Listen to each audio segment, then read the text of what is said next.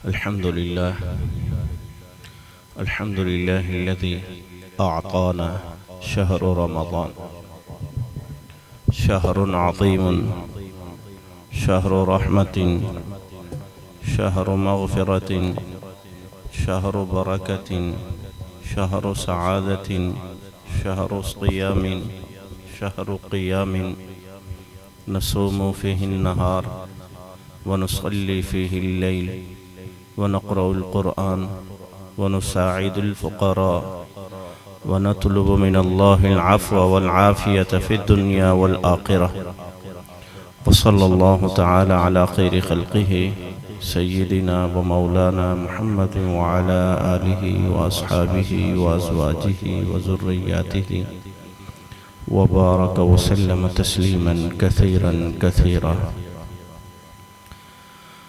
أما بعد فأعوذ بالله من الشيطان الرجيم. بسم الله الرحمن الرحيم. يا أيها الذين آمنوا كتب عليكم الصيام كما كتب على الذين من قبلكم لعلكم تتقون. وقال النبي صلى الله عليه وسلم: من صام رمضان إيمانا واحتسابا غفر له ما تقدم من ذنبه، أو كما قال عليه الصلاة والسلام. میرا محترم مکرم عزیزان قدر، بھائیوں، بزرگوں، دوستوں، جیسے کہ میں نے خطبے میں آپ کے سامنے عرض کیا کہ رمضان اللہ تعالیٰ نے ہمیں عطا کیا، یہ بابرکت مہینہ ہے، سعادت والا مہینہ ہے، مغفرت والا مہینہ ہے. اس مہینے میں اللہ تعالیٰ نے ہمیں قرآن کریم عطا فرمایا. شہر رمضان الذی انزل فیہ القرآن، ہمیں قرآن عطا کیا. اسی لیے کہا گیا ہے کہ قرآن خود بھی پڑھیں، قرآن اپنے بچوں کو بھی پڑھائیں. ہم خود بھی کوشش کریں روزانہ کی بنیاد پر کچھ نہ کچھ قرآن کی تلاوت کریں اور اپنے بچوں کو بھی قرآن کا حافظ بنائیں. جو نیت کر لیتا ہے وہ پا لیتا ہے، جو کوشش کرتا ہے اس کو ملتا ہے. جو جتنی کوشش کرتا ہے اتنا ہی. ہم دنیا میں دیکھ لیں، دنیا کے اعتبار سے جو جس میں کوشش میں لگا ہوا اس کو وہ ملتا ہے. کپڑے والا کپڑا بنانے کی محنت میں لگا ہوا، وہ کپڑا کچھ نہ کچھ بناتا ہے، پھر اس سے نفع کماتا ہے. برتن والا برتن بنا رہا، لکڑی والا لکڑی کے اوپر محنت کرتا ہے. کتنی ساری چیزیں ایسی ہیں جو مٹی سے بن رہی ہیں.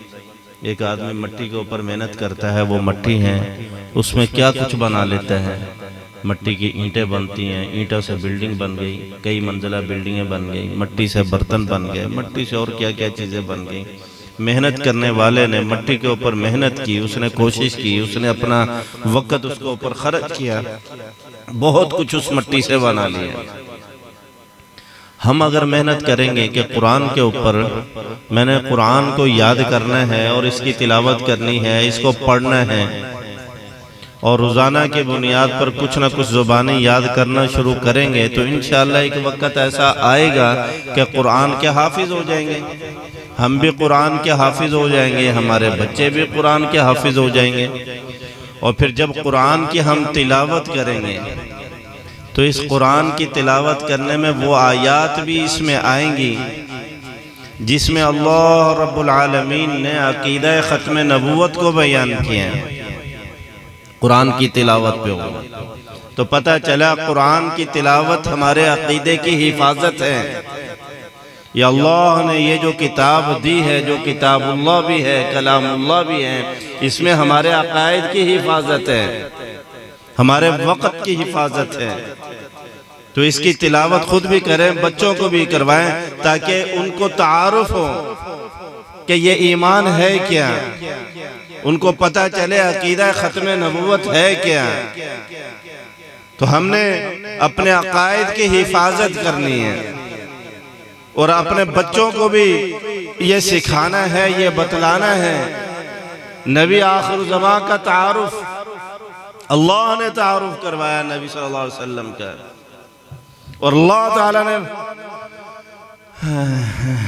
ان اللہ وملائکتہ یصلون علی النبی یا ایھا الذین آمنوا صلوا علیہ وسلموا تسلیما۔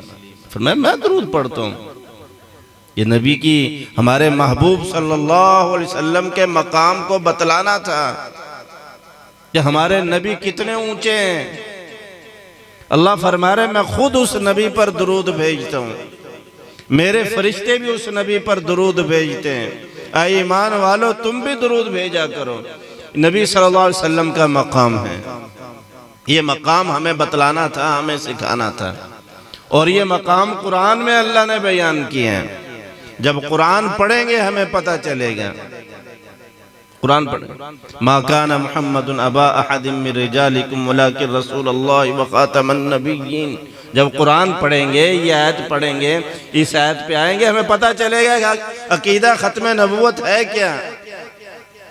تو اس لیے میری گزارش ہے کہ خود بھی قرآن کی تلاوت کیا کریں، اپنے عقیدے کی حفاظت کے لیے، اپنے بچوں کو بھی قرآن کا حافظ بنائیں، اور پھر روزانہ کی بنیاد پر کچھ نہ کچھ قرآن پڑھیں۔ میرے سامنے یہ ننھے منھے سے بچے بیٹھے ہوئے ہیں، اس سے زیادہ بچے ہوں گے مسجد نبوی میں۔ مسجد نبوی میں بیٹھا ہوا میرے سامنے اسی عمر کے بچے ننھے منھے سے، میں نے ان بچوں کو ان کا سلسلہ نسب سنایا۔ میں نے کہا تیرے ابا کا نام یہ، پھر اس کے ابے کا نام یہ، پھر اس کے ابے کا نام یہ۔ کئی پشتوں تک میں نے ان بچوں کے، ان کے والدین کا سلسلہ نسب بتایا۔ قطب الاقطاب شیخ الحدیث حضرت مولانا محمد زکریا کاندھلوی رحمۃ اللہ علیہ کی 3 صاحبزادیوں کے بچے تھے، اولاد تھے۔ شیخ الحدیث کی دوسری نمبر کی صاحبزادی تھی ذاکرہ، اور 5ویں نمبر کی صاحبزادی تھی شاہدہ، اور اس کے بعد 7ویں نمبر کی صاحبزادی تھی خدیجہ۔ ان 3 صاحبزادیوں کے وہ بچے تھے، اس سے زیادہ ہوں گے آگے، یعنی اس کے پوتے نواسے نواسی ہیں۔ میں نے ان کو شجرہ، ان کا نسب سارا میں نے ان کو بتلایا، ان کو سنایا مسجد نبی میں بیٹھ کے۔ وہاں ایک مفتی تھے، مفتی محمد حذیفہ صاحب، مجھے کہنے لگے یہ شیخ الحدیث کے خاندان کے بچے ہیں، انہوں نے اس وقت تک سونا نہیں ہے جب تک روزانہ یہ 10 پاروں کی تلاوت نہیں کر لیں گے۔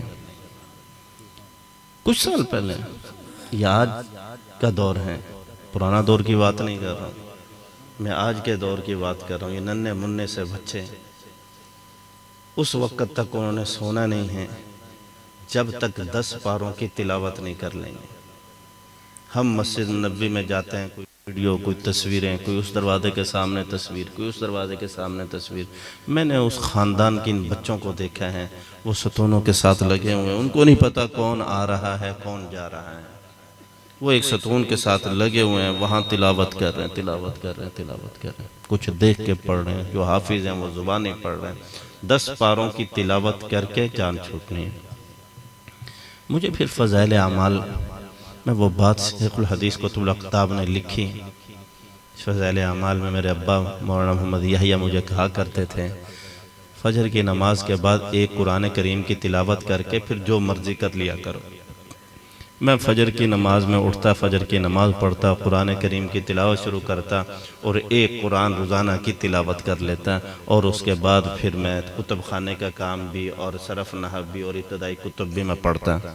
جب میں بچہ تھا اس وقت کی بات شیخ الحدیث نے فضائل اعمال میں لکھی۔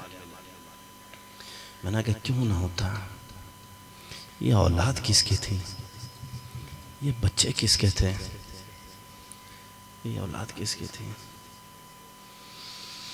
یہ اس کی اولاد تھی۔ ان کے آباء و اجداد میں ایک عورت گزری ہے، امۃ الرحمن۔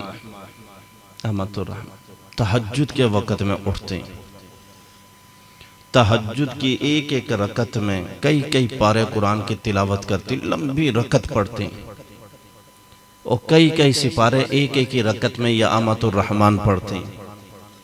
اور پھر جب فجر کی اذان ہوتی پھر فجر کی اذان کے ساتھ ذکر و اذکار قرآن کریم کی تلاوت دیکھ کے پڑھتی، پھر فجر کی نماز، پھر اشراق کے بعد چاش کے بعد اٹھتی، گھریلو کچھ کام وام کر کے ناشتہ واشتہ کر کے پھر قرآن، پھر وہیں قرآن، اور اس کے بعد پھر ظہر کی نماز اسی مصلی پر، عصر کی نماز اسی مصلی پر، عصر کے بعد اٹھتی، گھریلو کام وام کر کے فوراً اسر مغرب کی نماز، مغرب کے بعد قرآن، پھر عشاء کی نماز، عشاء کی نماز کے بعد اسی مصلی کے اوپر سو جاتی۔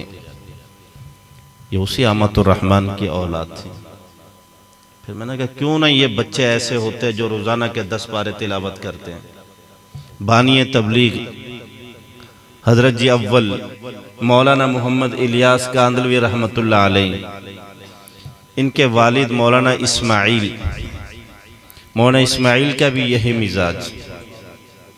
مزاج، بنگلے والی مسجد میں بیٹھ جاتے ہیں، قرآن پڑھتے، ذکر و اذکار، تہجد کے وقت اٹھتے ہیں، وہیں قرآن شروع کرتے ہیں، پھر فجر کی نماز، پھر اسی مسجد کے اندر، پھر اشراق چاش اسی میں عشاء ہو جاتی، وہیں سو جاتے۔ مولانا اسماعیل صاحب، ان کی امۃ الرحمن کی بیٹی صفیہ کے ساتھ اس مولانا اسماعیل کی شادی ہوئی۔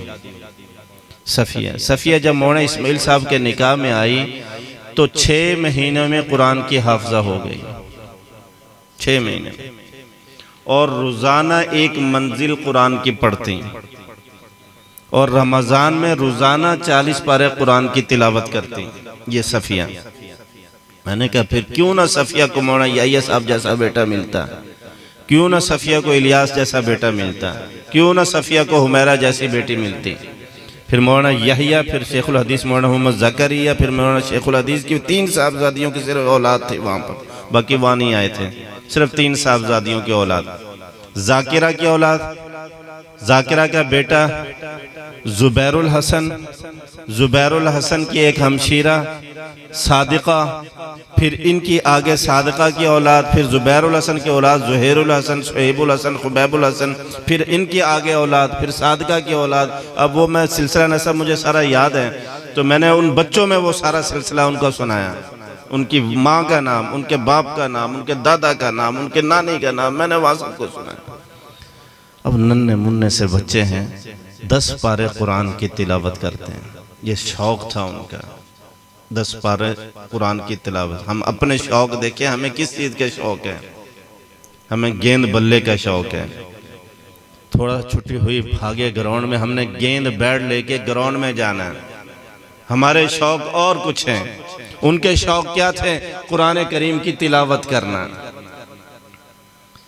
تو میرے بچوں، روزانہ کی بنیاد پر روزانہ کی کچھ اپنے اوپر مقرر کر لیں کہ میں نے اس سے کم پہ گزارا نہیں ہے، اس سے کم پہ گزارا نہیں، اتنا میں نے پڑھنا ہے، پھر میں نے کچھ اور کام میں لگنا ہے۔